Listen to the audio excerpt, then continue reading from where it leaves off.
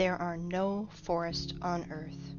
When you read this headline out loud, even with the exclamation mark at the end, every sensible person will say that I'm out of my mind, and you will want to show me tons of photos with images of forests.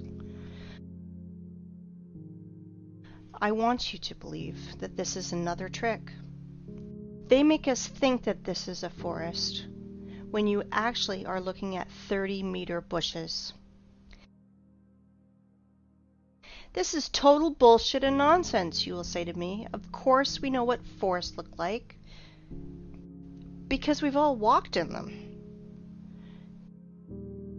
Well, I expect that's how you will react, and that's fair, but after watching this video, its headline won't seem so strange to you, because you will reverse your concept of forests by 360 degrees.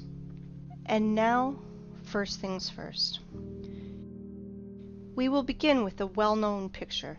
Children see 9 dolphins on it, but adults see 2 lovers. A huge difference, don't you think? Try to see dolphins on it and see how hard it is.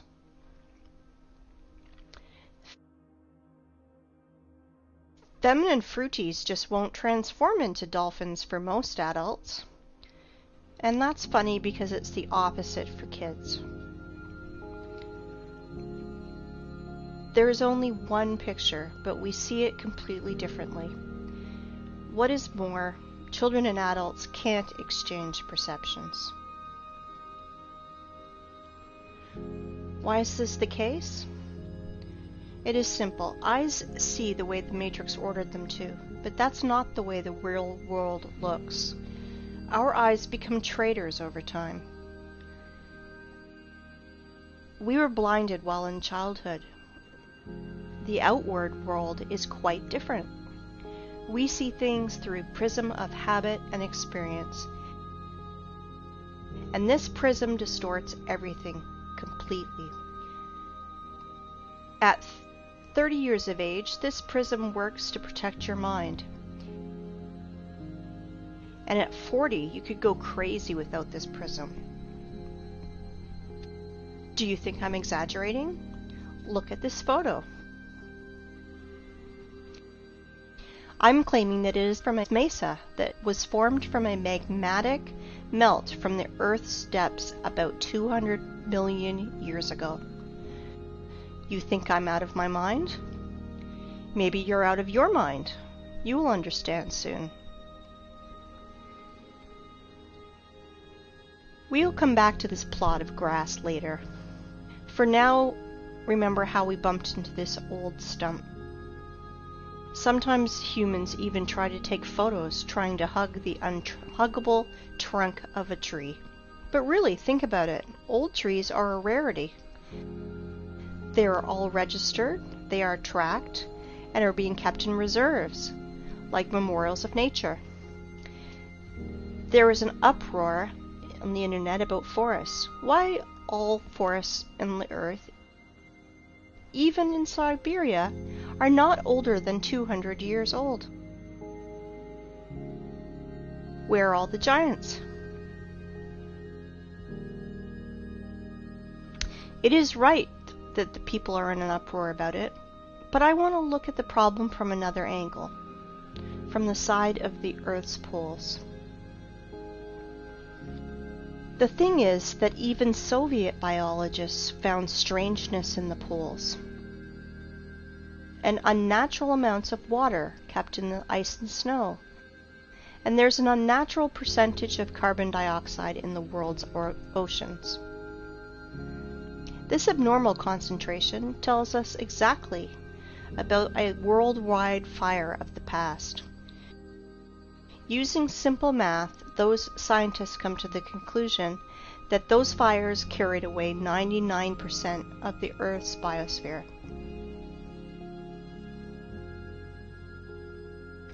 We all know that living cells consist of hydrogen and carbon, so the ice on the poles are made mostly from water, from burned organisms.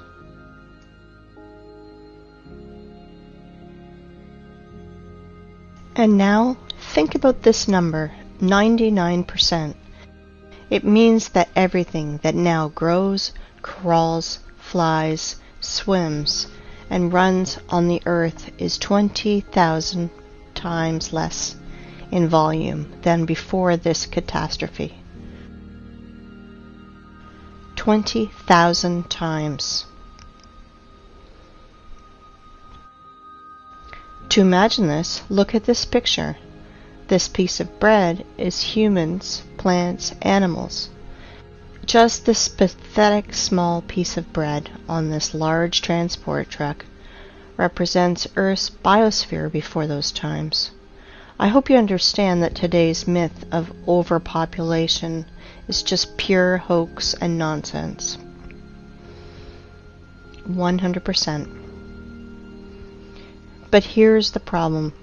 Biologists divided this number between all the continents and only calculated into this figure the dry land, not all the ice and snow that is on the earth. And there's a lot of snow and ice. Fact is fact. But as always, illumination can come suddenly, and stereotypical thinking is to blame. 30-meter tall forests are like a virus that takes over both our brains and especially the brains of biologists, which prevent us from finding a solution to this problem. If plants can't fit broadwise, then we should fit them upwards, and then it should make sense. In this new theory, hypothetical forests of unthinkable height were drawn. And here's the thing. We found these old photos. This is the vandalous felling of the sequoias in the California redwood between 1880 and 1920. These trees miraculously survived the planet's bombardment in 1816. Just imagine how many years this tree needs to grow to these sizes. Then these terrible men come with saws and axes. 1, 2, and no more tree. In proportion of this tree, we can see a rule. The diameter of the stump is 3 times bigger than the woodcutter's or feller's growth. Let's look at this formula. You just think about it. You are entering a forest that is not usually 30 meters, but 100 meters. Here are your fairy forests from fairy tales and books. Forests that are lost because of such barbarians. I understand that they are just wage workers, and they must feed their families, that this is just an order from above. But if every single woodcutter refused to carry out these criminal orders, all the forests would be saved, because their demon bosses are too arrogant to do it with their own hands. And that is why I will send these merry woodcutters' defenders to a well-known place. Look at this photo carefully. They look like satanic bacterias that want to kill the forest organism.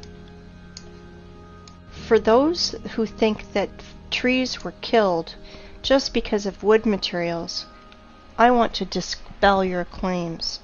Trees are energy generators. They produce constant electricity, oxygen from photosynthesis, food. They have a root network and are programmed to exchange data. Our ancestry had a theory that trees are programmed to keep data from everything on the planet and save it in their information portal in their carbon fibers. I do not know the reason, but some sequoias that these vandals left alive even put a fence around it and called it a wildlife sanctuary. Of course, park guides will tell you tales from the crypt. How in the stupid Zoic era, stupid sores scratched their booty on the old sequoias of California. Let's summarize everything. Remains of the giant trees of the past are found, and homeless ice and snow of the poles took their place in the mosaic. It seems like everything is clear, but it is not. Nothing is so simple. If we take myths and legends of all nations, you can find lots of stories about people, animals, and plants morphing into stone. This is normal because paleontologists all over the world dig petrified fossils of humans, animals, and plants. There are so many of them that old museums are overfilled with petrified fossils of clovers, frogs, lizards, pieces of dinosaurs, and so on. Frogs and clovers are fine, but what about the forests? Guys, where are the trees? Old sequoias of California do not fit here because they are made of carbon. It means they are not related to the Silicon era. Why do I know this? First off, they were cut and sawed by standard instruments. All axes and saws would break if they had to cut silicon. So where are the silicon trees, if those giants from carbon are not related to the Silicon era? Guess what? They were found. Guess where? In the same North America, in Arizona to be precise.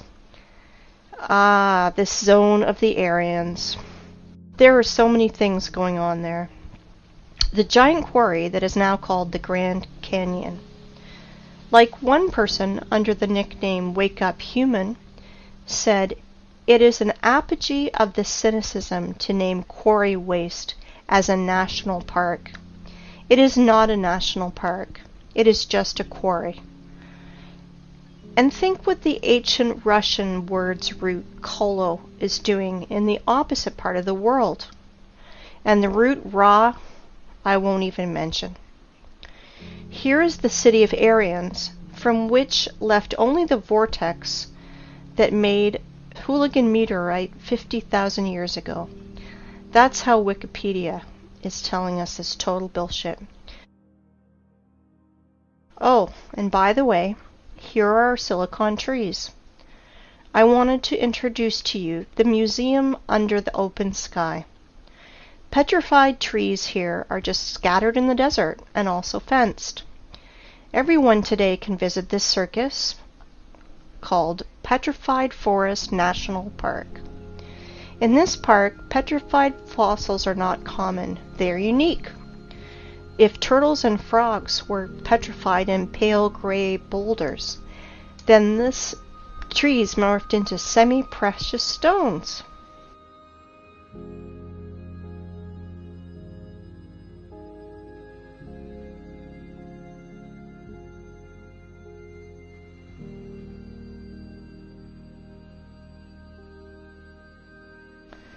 Beautiful stones, aren't they? It is time to take stock. All our forests are young and do not grow higher than 30 meters. Remains of fairy forests were found in the sequoias of California, and biologists put poles of ice and snow in its place. We found petrified fossils of the Silicon era and trees from precious gems. Now everything fits together, right? Or no? In a perfect world, everything fits. In our cursed hell, nothing fits. Since that time, when I was a kid and I saw petrified fossils on a TV show, I was tormented by that question. How is it possible for a frog to be morphed into a stone instead of rot like any organic body does? Let's see what Wikipedia tells us. Special rare conditions must be met in order for the fallen stem to be transformed into fossil wood or petrified wood. In general, the fallen plants get buried in an environment free of oxygen, which preserves the organic structure and general appearance. I understand this is dry British humor. If not, I will try to explain. You need some spontaneous disaster. For example, a volcanic eruption, tsunami, clay rain, which would quickly cover the frog and mammoth and make conserves from them, where bacteria won't decompose the corpse to the state of stinking manure. In other words, to make the body petrified, you need to cover or engulf the body and to compact it. According to so-called scientists, the tissue was organic, and then it magically turned into silicon. SiO2. Remember this formula. If you have ever buried your home pets, you can quickly run and dig them out. Your beloved pet is petrified, and you can put his statue on your table. Want to reproach me for such black humor? Redirect that to the official science community, which sells us such bullshit. A dead body has only two options. Dry up like an insect in a piece of amber, or the second option, just simply rot. Organic bodies will never turn into rubble. Never. This absurdity is invented to hide the truth. Magical morphing into stone is a little thing. Transforming wood into semi-precious stones, this is where the lies and ignorance become uncontrollable. Tell me how a stick of wood can become a semi-precious stone. You may have no answer, but I do, and we will discuss this later. For now, let's analyze what these gems show. I do not know about you, but I am confused by 3 points. First of all, according to the official story, these trees lost in an unequal battle against a neighbor volcano. Attention, 225 million years ago. But wait, there's more! This wood not only burned and held fire, not only rotted into the wet ground, against all the laws of physics, chemistry, and biology, just transmorphed into precious gems. David Copperfield is nervously smoking on the sideline. But this is not the end. Trees are not broken. Trees are sawn into even, accurate pieces. Well, I want to know the name of this brand of chainsaw that Aborigines use for this. I am joking, of course, but the conclusion is that this is not a museum, but stage theater.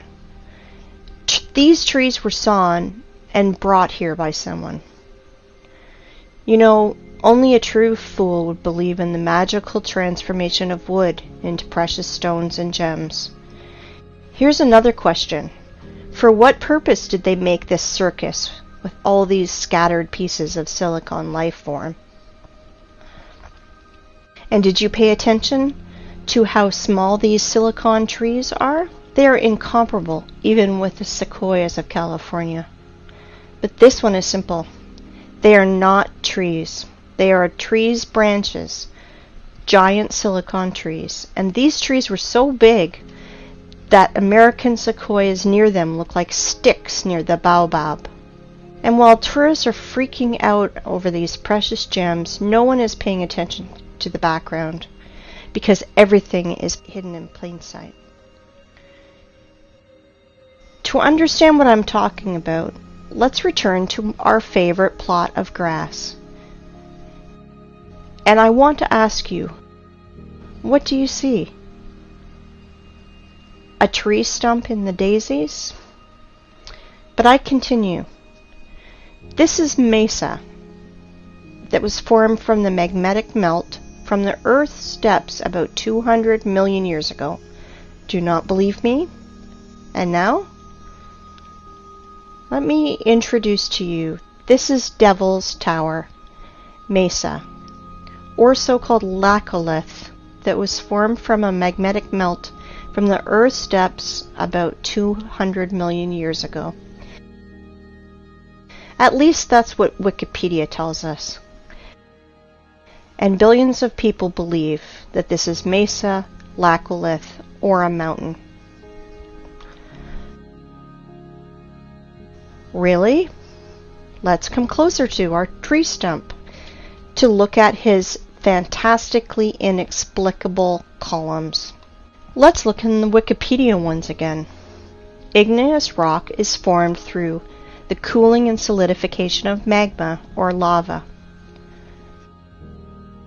Really? What a smart magnetic melt! It's just stood still and froze in the appearance of a perfect hexagonal column for 300 meters in the sky. You can synchronize your instruments with these miraculous columns. Were they squeezed out of cream injector, then tied in a bun like a broom, and then a big giant fan blew near to help the columns to curdle faster? Maybe the columns of Parthenon or Isaac's Cathedral were built in the same way. Gentlemen scientists, are you out of your mind writing this garbage? Humans, are you out of your mind believing this garbage? Claiming that this geometrical masterpiece appeared as the result of a lava fountain is the same bullshit as claiming that a racing car appears on the track because of an explosion at a Ferrari factory. Have you ever seen what a fountain of lava looks like? In those times, lava had artificial intelligence. Really? Comparative analysis. All columns are hexagonal. Why exactly hexagonal? Because the universe's masterpieces are built in this form. There are no snowflakes exactly the same, but all of them are in a perfect hexagonal shape. Bees, too, without the knowledge of mathematics, correctly identified that the regular hexagon has at least perimeter among all the other shapes of equal area, so you can fill the shape most efficiently. When bees build honeycombs, they instinctively try to make them as roomy as possible and spend as little wax as possible. Hexagonal shape is the most efficient, economical figure for building honeycomb.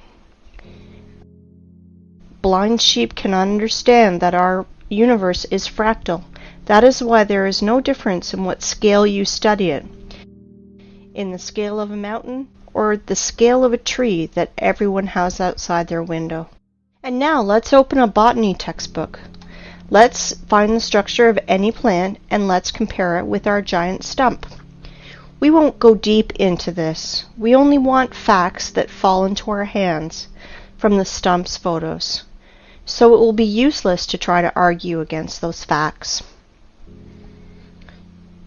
I want to introduce you to the cross-section of a stem of flax. Well, gentlemen biologists, are you noticing anything? No? Look, it seems like honeycombs in the middle. Wowzers, and they are all hexagonal. Well, what a coincidence. If we remove skin around this flax, our stump skin is the same. Let's look at the small rocks around it, and guess what? Flax looks exactly like our stump from the bird's eye. They look identical. Exactly. The stump's fibers, like the fibers of the flax, has a hexagonal shape that is strictly preserved. It is geometrical the entire length of the stem, and that is as much as 384 meters. I want you to pay attention. The stump's fibers are even stricter in their proportion, as we learn from the botany textbooks. They are no different for the whole length, but are relative to each other. It is a branch of armature hexagonal cross-section after leaving the metal rolling mill. The fibers are not attached to each other, since they freely exfoliate and fall as the stone erosion goes. Each fiber out of our stump is covered with a thin skin, exactly like fascia, a thin sheath of fibrous tissue enclosing a muscle or other organ. As you see, petrified skin contacting winds and moisture is cracking, exfoliating, and showering, and this is direct evidence that the fibers of the stump consist of at least two components placed inside each other. Fibers do not go into the ground vertically. They gradually bend to transform into the root system like every tree does. As you can see, the official story of spontaneous and accidental solidification of lava is 100% bullshit and falling apart quickly. In 1977, Hollywood made a film called Close Encounters of the Third Kind, with Devil's Tower playing the main role, where we were told 100 times that this is a mountain where we can meet aliens, but this garbage is suitable for fools only. But where were your eyes, gentlemen? Hey, biologists, geologists, paleontologists, are you here? Do you study the world in a welder mask? And now, let's find out the height of the tree, which was a stump one day. Let's use the formula that I mentioned earlier. The diameter of our stump is 300 meters at the base. So if we calculate 300 over 20, we will get the height of, are you ready? 6 kilometers, 19,685 feet. Just think about it. Everything is learned in comparison. I think we can put a big fat dot in here. Devil's Tower is a giant stump of a giant silicon tree with all the attributes of a normal stump that everybody's seen. But we should not underestimate the matrix that keeps all the cattle in the stables. I am sure that after such clear evidence, there will still be deep sleeping people who will ask for more. If you think that that's all my arguments, I want to disappoint you, because I have so many trump cards up my sleeve, and I will enjoy every moment that I will throw them on the table. Well, we figured out everything about this stump. Let's move to another one. Yes? And you thought that this was the only one? You just need to remove your blinkers and you will see so much. Let me introduce to you Giant's Causeway in Ireland. Notice something familiar? Take a closer look. Again, hexagonal columns. Wow. If you did not notice the similarity to the Devil's Tower's fibers, you must be 100% blind. This is the same giant stump, but now it did not come out of the ground. This tree grew right on the sea's shore. The Giant's Causeway consists of almost 40,000 columns of such geometrical proportions that all the bees in the world would be jealous. Of course, all nerds declared it to be a national nature reserve. Like I mentioned before, as one person named Wake Up Human said, it is an apogee of the cynicism to name quarry waste as a national park. In which connection is quarry waste here? I will say later, but guess what the official science bleats about this Irish stump? Giant's Causeway is an area of about 40,000 interlocking basalt columns that result of an ancient volcanic eruption. Volcanic eruption! Please tell me how to stay calm and not erupt in a fountain of swear words in the direction of this science society. It is hard, very hard, but I will try because our enemies only want us to do it. I have only 2 questions. First of all, how many years was C.C. Campbell in a coma? And second, why do bees' honeycombs not declared as a result of an ancient volcanic eruption? Because they are not distinguishable at all. It's no less strange why street sidewalk tiles are not declared as a result of an ancient volcanic eruption. Show me a single difference, nerds. And now I'd like you to come back to our old method and compare Giant's Causeway, but this time with real lava. I want you to remind you how lava erupts and flows. and this is how it congeals. And now let's compare Devil's Tower.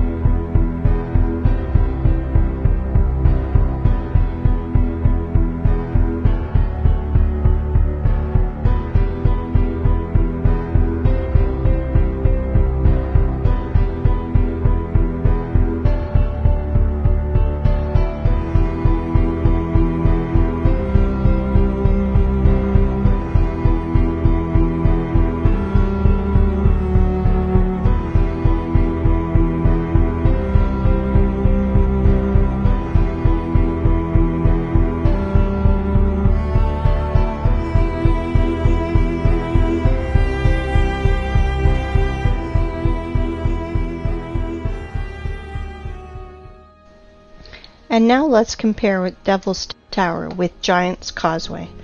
Oh, sorry for my French. I mean, let's compare silicon stump with silicon stump. Somebody still believes in the lava fountain? If I didn't know about giant silicon trees, I'd rather believe in a giant cream injector and a fan, but not in volcano garbage. If you think that these two giant silicon trees are the only thing that I can show you, then you are mistaken. There are loads of them on the planet. The funniest thing is that normal people do not realize that they are stumps. But official science realized that seriously, that they should find out how to hide these trees from people who ask too many questions, and they invented a genius name for these silicon stumps: the basalt cliffs.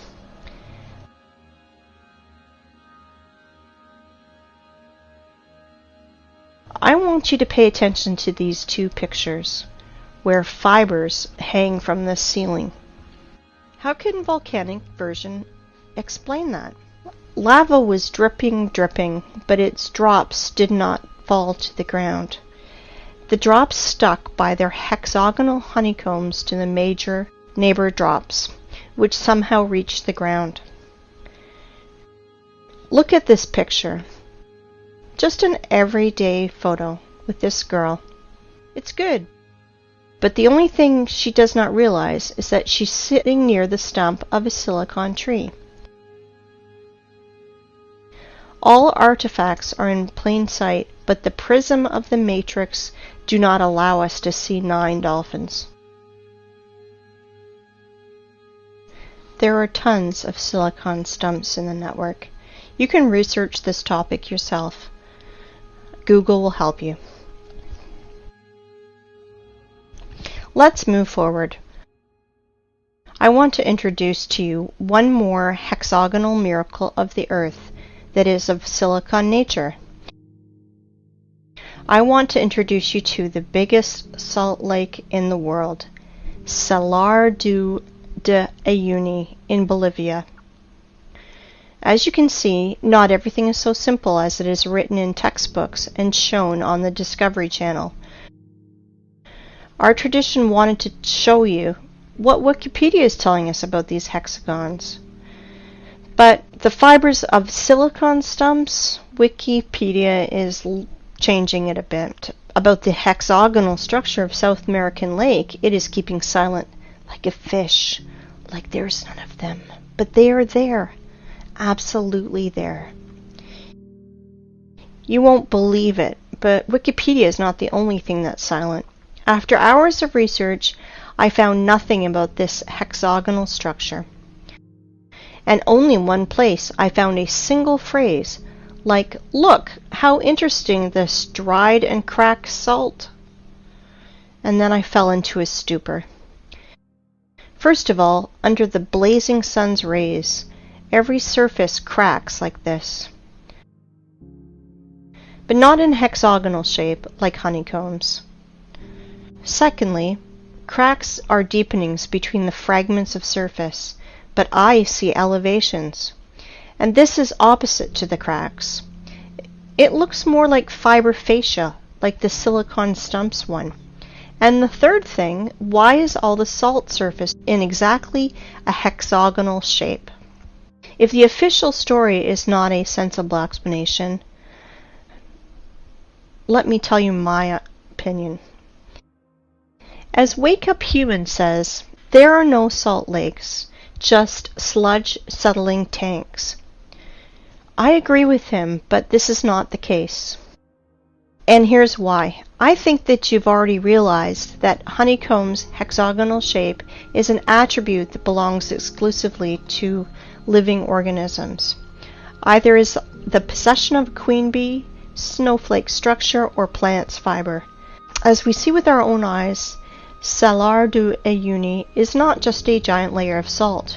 It was a living being of the silicone form of life, which was scraped out by the adepts of technocracy, by their machines. Now you understand how far we are from reality? If we can't even imagine a giant tree, then how can we imagine a creature from salt, 10,000 kilometers wide? Then the height is impossible to imagine. Now you understand that 7,500 years ago, our planet was so fantastic, fabulous, and beautiful that Cameron with his avatar is a poor substitute. All that is left to us is a desert, which we have turned into a scrapyard. And what I mean by saying scraped out by their machines, well, to be short, while our society was sleeping in this matrix, working 9 to 5 hours a day, doing useless things, dreaming useless dreams, our planet was literally being scraped out, and they are scraping it out now with their giant graders and machines. I will show you later. Well, the theoretical part is over now. It's time for the climax, and we are close to the runway. But before, we should return to our first stump and see one strange thing. I bet you did not notice. We saw many stumps, but this one is special. It has a flat surface on top, which means it was cut down. Yes, exactly, cut or sawed. And now our imagination is asking us, who cut it? For what? What did they cut it with? I will answer this question later. We will put these questions in the background because the stump that was cut is not a single one on the planet. I will tell you even more. Devil's Tower is a small one compared to the others. Boys and girls, our aircraft is ready to fly. Of course. Well, we have no course. We will fly around the planet. Fasten your seatbelts and better hold on to the handrails, because everything you will see will overturn your notion of rocks and mountains. Let's go! While we're flying, let's play a game. Find 10 differences. Though, there are only 2 differences: material and size.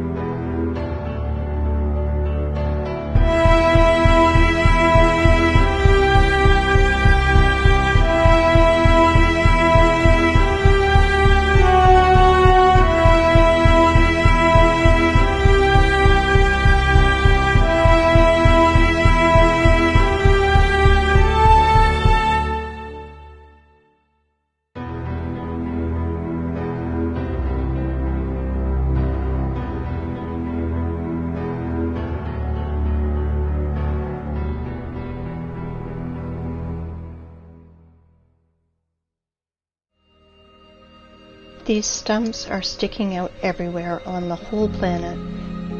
There are hundreds of them. Scientists call them mesas, which means table in Spanish, because they have a flat peak, flat as a table. Well, cool, stumps. And now let's remember the beginning of our conversation. We thought we saw forests and even walked in them. So what does it matter if they are only 30 meters high? Is there a difference? We're pleased with the one we have left. We enjoy its beauty. We are accustomed to these forests, so we don't need another. Then we discovered that the old forest was preserved in the US, which is described in fairy tales and myths, giant 100-meter sequoias. This is the picture our mind draws when we hear the words fairy forest. Let's think about the sequoias in California and the prism of matrix forces. Otherwise, our mind's protectors will melt, because Devil's Tower is actually a 6-kilometer high tree. But realize that Devil's Tower is a young plant compared to other trees on our planet. For example, this mountain in Cape Town in Africa is really impressive. This plateau is 3 kilometers in diameter. If we multiply 3 by 20, we will get a tree of 60 kilometers high. Do you have any clue how big its branches are? On one of the branches, you could easily place a huge residential area with all the shopping malls, schools, and parks. Just imagine how huge it is. Of course, your mind will never see that this mountain in Africa is really a tree that is 10 times higher than the Devil Tower tree, 60 kilometers higher. But guess what? That's not the limit. In the work of Russian scientist and poet Alexander Sergeyevich Pushkin, we can read about giant fairy oaks that was on the Bayan Island near Lokomori, and we now believe has been killed by our government. That oak was supposed to be the center of the earth and was some 100 kilometers high. Not sure how high, but for sure higher than the Cape Town one. This oak was the biggest plant on Earth. Remember in the beginning I mentioned our prism of the mind that helps to preserve it but distorts reality? Ask any person to show you trees on the right photo, and he will immediately put his finger on the green on the ground. Without noticing that it's only pathetic bushes, it looks more like moss in comparison to this size. But definitely not a forest. Now you understand why we can't find 9 dolphins? But do not dwell on fish and stumps. Once again, I urge you to think in planetary sizes. If instead of dolphins and stumps, we see lovers and mountains, imagine what is hidden from us with a curtain. That is why the apocalypse is translated as curtain opening. Do you understand now why I mentioned this matrix prism in the beginning? Through which we are looking, and it turned out that we see nothing. The real world is different. I can call today's state of society a real dream, and the sad part is it is not figurative. You know, in the Russian language, the word tree is spelled D-E-R-E-V-O,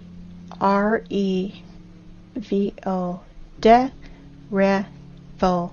The word ancient tree is spelled D-re-vo, and the word ancient trees is spelled DITRH. It means in Russian language, the language of the Aryans, time, when giant old trees grew. Interesting, isn't it? Well, let's put all that in our pocket and continue our flight. I think you will ask me, and maybe it's time to ask questions. Who cut down this forest? Why did they cut it? What did they use it for? No, it is too early to ask that. We know that the whole face of the planet was covered by giant vegetation. So we can ask ourselves, where did all the other forests go? The thing is that this so-called mesa are just single ones, because only the best were chosen for cutting. Whole other forests up the planet were laid down by blast waves. We reviewed only stumps with flat peaks. Does anyone remember how not cut but actually broken trees look like? I will remind you. Understand my hint? Let's play the game again. Find 10 differences.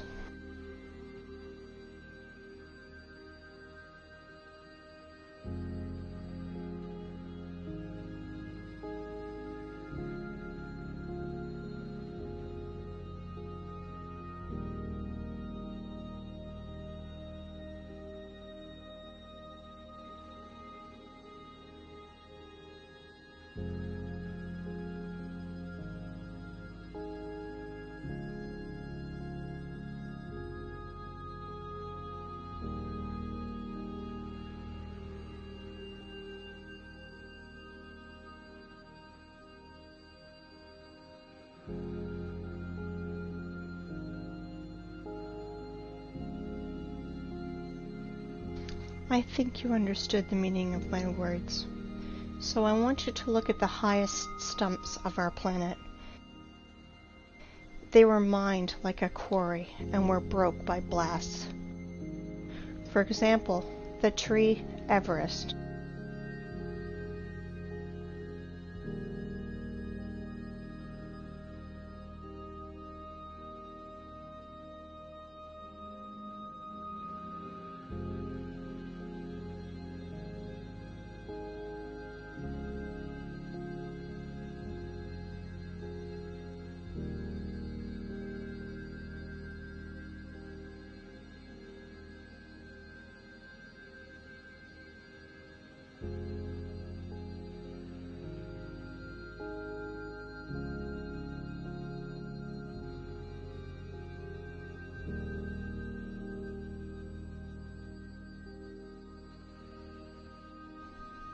Have you already guessed?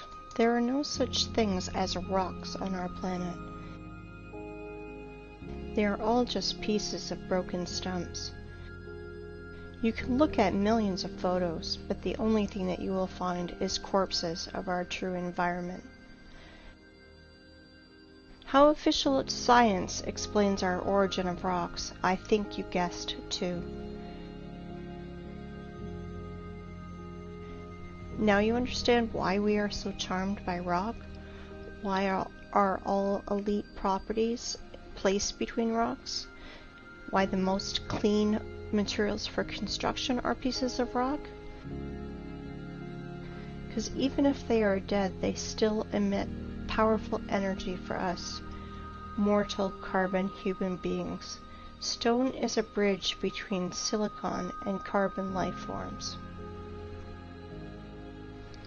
And now, the important thing you must learn is how to distinguish rocks from mountains. They are completely different things. Rocks consist of solid pieces of ragged stone with fragments of fibers that reach to the sky. But mountain is just a pile of loose waste, which were brought on by giant machines. It has almost perfect cone shape, like every loose structure does. Sometimes those piles have chemical waste inside, And sometimes those wastes react with each other, and sometimes they burn, and sometimes explode. And then nerds in white coats scream that they invented a new volcano, and will immediately tell you stories from the crypt. How 200 million years ago this volcano formed those silicon stumps, and explain the origin of our street sidewalk tiles as a result of an ancient volcanic eruption. That is why there's no such thing as volcanoes, rocks, and mountains on our planet. You can throw out these terms from your vocabulary. Okay, let's fly further. So from our window you saw that absolutely all the rocks on our planet are just corpses of the silicon form of life. They are all fallen trees, you want to ask? No, not all of them have hexagonal structure like the Devil's Tower. Some of these rocks have lamellar structure or spongy structure, like our mushrooms do. Like liver is different from our heart or our lung, so our ancient world was so diverse that we can't identify or even imagine lots of species structure like our mushrooms do. Like liver is different from our heart or lung, so our ancient world was so diverse that we can't identify or even imagine lots of species and subspecies. Let me introduce this theme was covered in detail by Pavel Ulyanov. His YouTube name is Wake Up Humans. He did revolutionary work in the theme of geology and bucket wheel excavations work. Let me introduce to you this giant cuttlefish, which is a Badger 288, one of the world's biggest rotor excavators.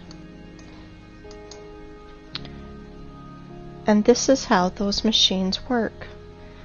They crawl on its wheel parallel to the quarry wall.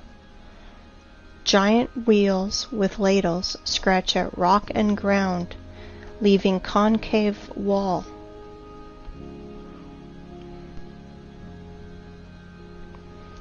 Geologists must be hypnotized in schools while they are students, because why else would they call quarry waste miracle of nature? Like, for example, this cliff in Australia. Want to laugh? If you do not believe in the idiocy of this last stage, just Google wave rock and check the official explanation. 100% unbelievable how people buy into this. Some people will ask which stone was part of the living plant and which not. I want to tell you that at least 7,500 years ago there were no such things as stones. Everything you find now was part of our ecosystem. But then people said they want to be gods themselves, and they screwed everything up.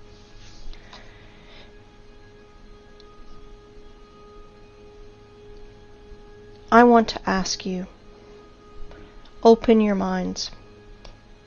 They live, we sleep. But they not only live, they're also killing our planet. They are doing it right now while you're watching this. Wake up, humans. You must review all the instruction they gave you in elementary school, middle school, high school, history, geography, geology. Open your mind. I want you to look at these photos.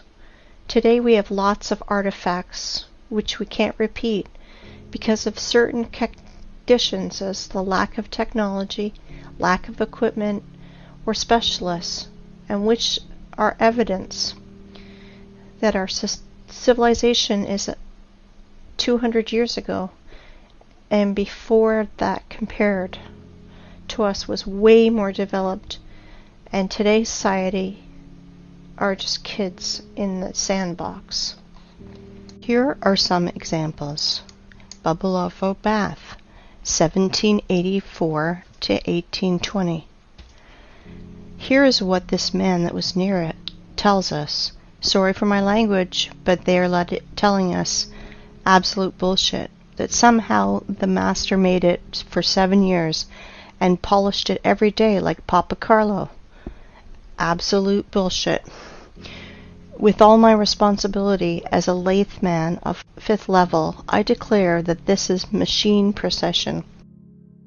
Concave and convex surfaces of this bath, strictly precise, circle on the whole diameter, very accurate spherical surface in the lower part of the bath. Inside the bath on the bottom, the same super accurate concavity of the whole diameter. This product is impossible to do manually, especially to polish. I have the impression that it only yesterday got out of the machine. And the polish is like from Isaac's castle columns. It's impossible to do without high-class and high-speed polishing and grinding instruments. Next one, Alexandrian column, 1834. Weight is 600 tons, 27 meters high, granite. Impossible to do manually without turning this on a lathe machine. This column has the shape of antithesis. It's simply impossible to do manually. Third, Peru Ollantaytambo. Polygonal docking of blocks. Weight is 40 to 120 tons. The level of adjustment you can see for yourself. Blocks are aligned in 3 dimensions. Capella San Severo. Made from a single piece of marble. This is impossible to do without an advanced CNC machine. For the last 50 years, there was nothing even close to the complexity of this execution. Nothing has been done by any sculptor, even with the advanced CNC machine. Marble tombstone on the Monumental Cemetery Strangolano Museum in Genoa. 6. Stone bridges in Sevastopol. Each polygonal stone of the bridge is essentially a single sculpture. An example of modern work, the stone on the left. By today's standards, it is considered quite acceptable. All cities on this planet were built of stone in the antique style, with pre-designed layouts of streets, avenues, embankments, and so on. All cities had a stone bastion wall, the construction volume which is often equal to the construction volume of the whole city. Somewhere between 1780 and 1815 we experienced nuclear war, and it is likely not the first time in the world, which resulted in a nuclear winter in 1816. A year without summer.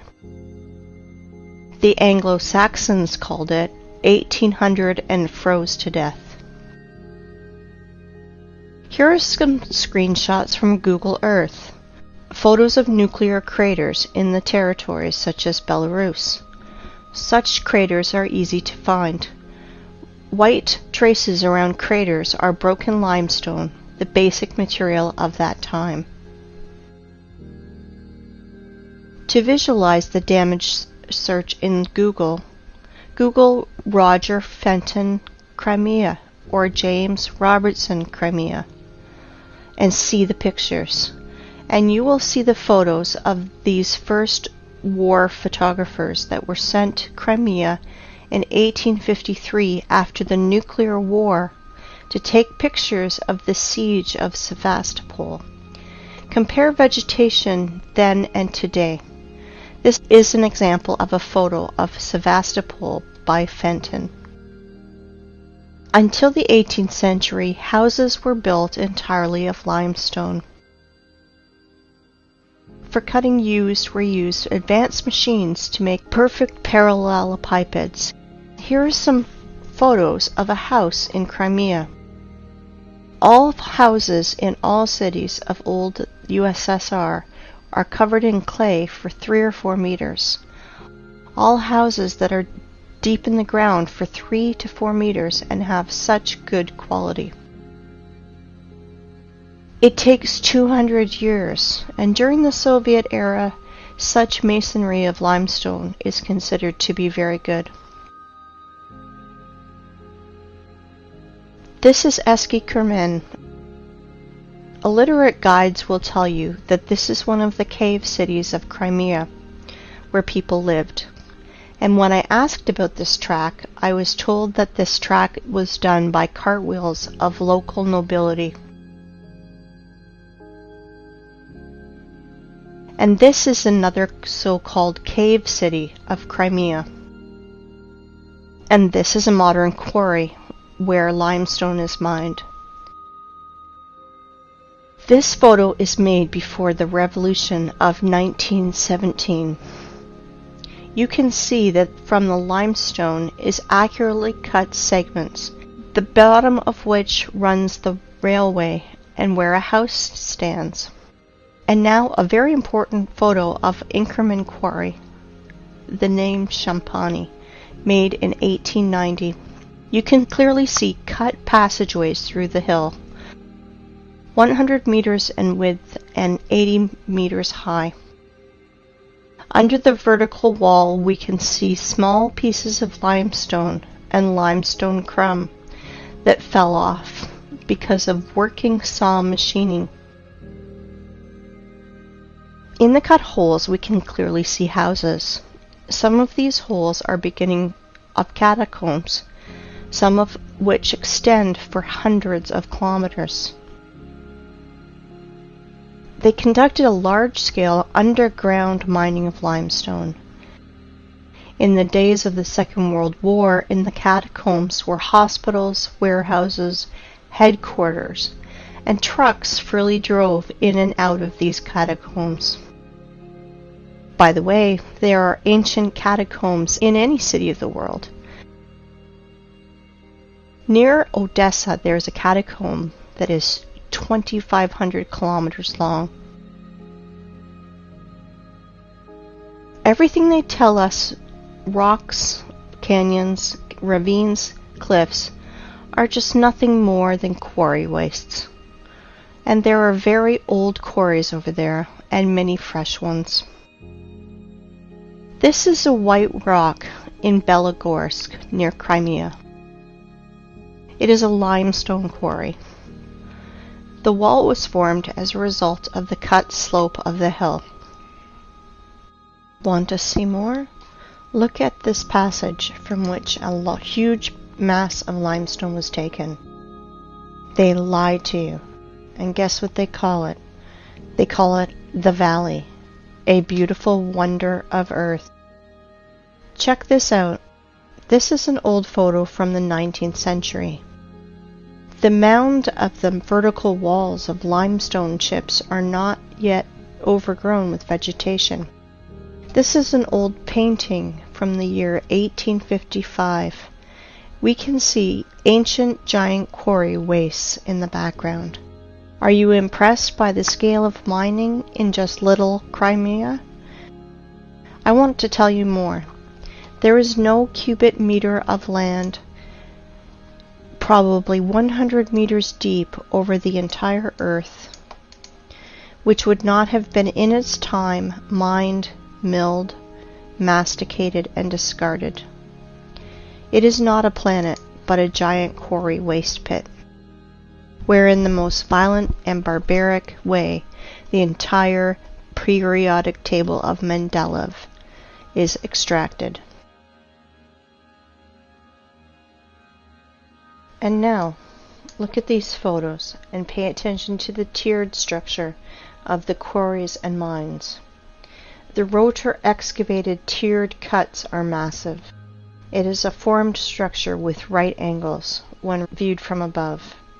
And now I want to show you the mountains, ridges, gorges, canyons, cliffs, in almost uninhabited ways.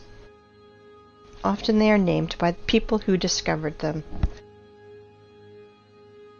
Are all academics and professors of geology and other science nerds too blind to see it? Mountain on the Kola Peninsula. I do not know the name. Mountains on Antarctica that were only discovered in 1820. Antarctica.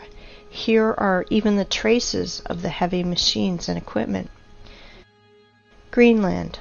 Watkins Mountains. Look at the scale of the mining. Greenland. The flight from Frankfurt to Los Angeles. Gunbjorn. The highest mountain in Greenland. 3,700 meters. No problem. Almost completely gutted. Svalbard, Norway. Aurora Borealis in the background of quarry waste. Antarctica, Transantarctic Mountains. At the foot, the traces of machines are still visible. Antarctica, Transantarctic Mountains. Quarry systems. Pay attention to the background. Mount Kailash, Tibet. The height is 6,638 meters. Have you ever seen in our time heavy mining equipment that's raised to such heights?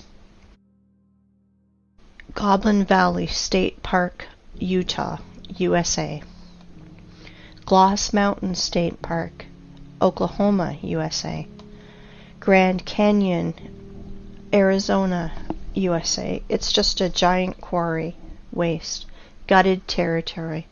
Millions of tourists think that they are looking at a miracle of the world because they were told so. Quarry, Grand Canyon, Arizona, USA. Nowhere can we find traces of water erosion, only the shock explosive impacts on the silicon vegetation. Quarry, Rock Spitzberg. Quarry, Grand Canyon. The cut of the stone with a circular saw. Quarry in Australia, Blue Mountains. Blue Mountains from another angle. Blue Mountains, the vertical wall. Compare it with the marble quarry in the Alps.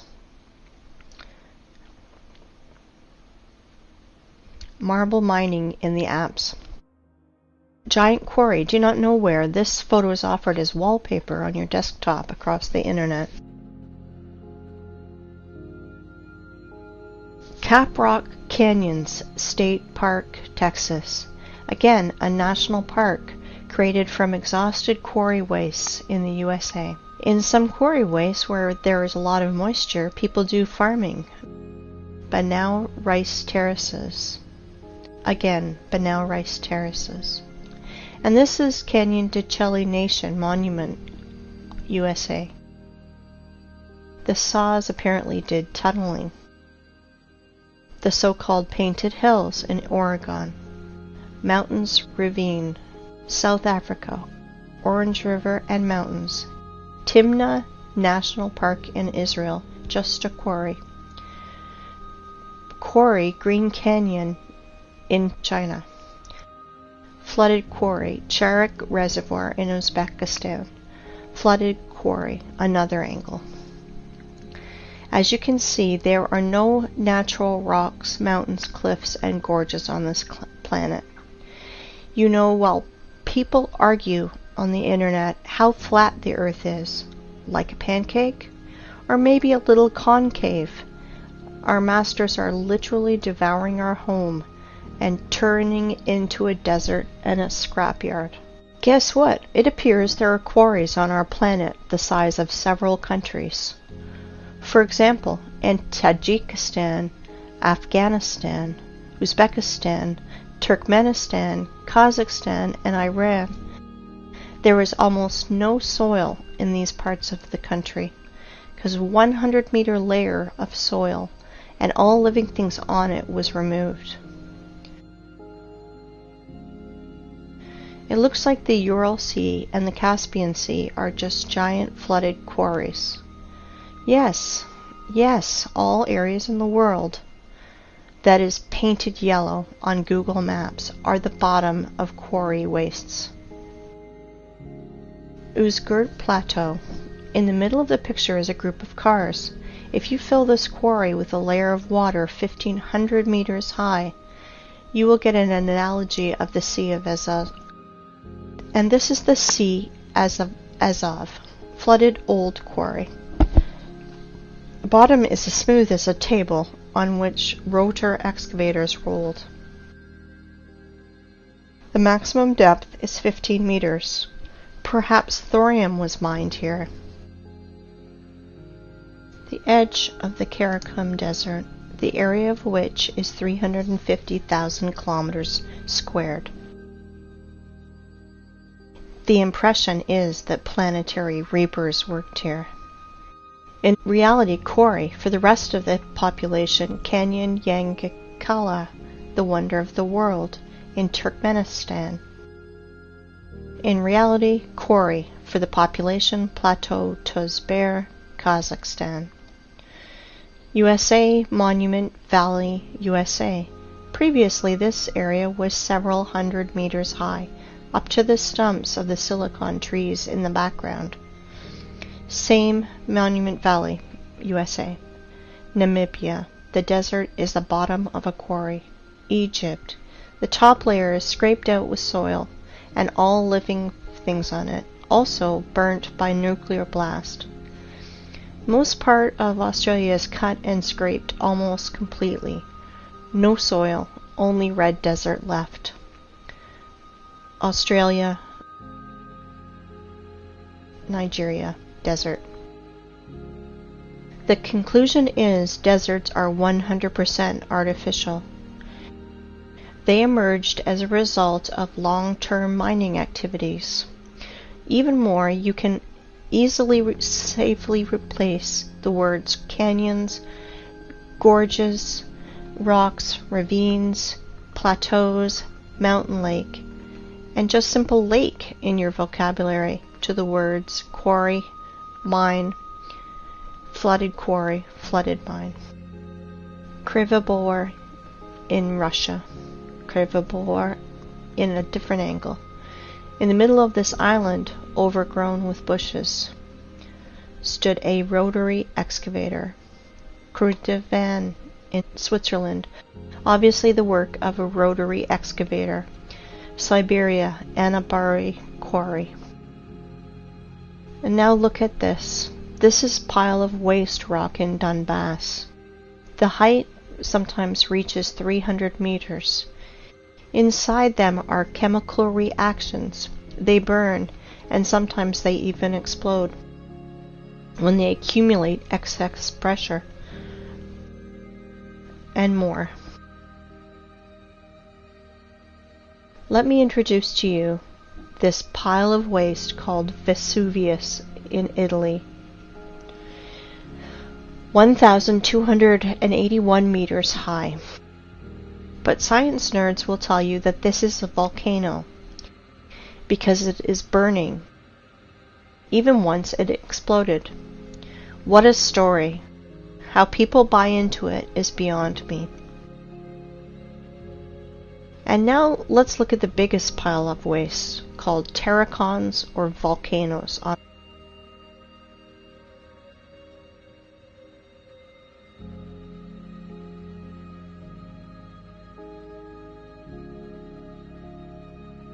This is terracon in Fujiyama in Japan. People, if you think that our masters lie to you, you are still sleeping. If you think that the earth is flat, you are half awakened. We are on a desert and a giant quarry that we are turning into a scrapyard. Since we can trust no one, maybe it's time we think for ourselves. Really think about what you've been told your whole life and question everything.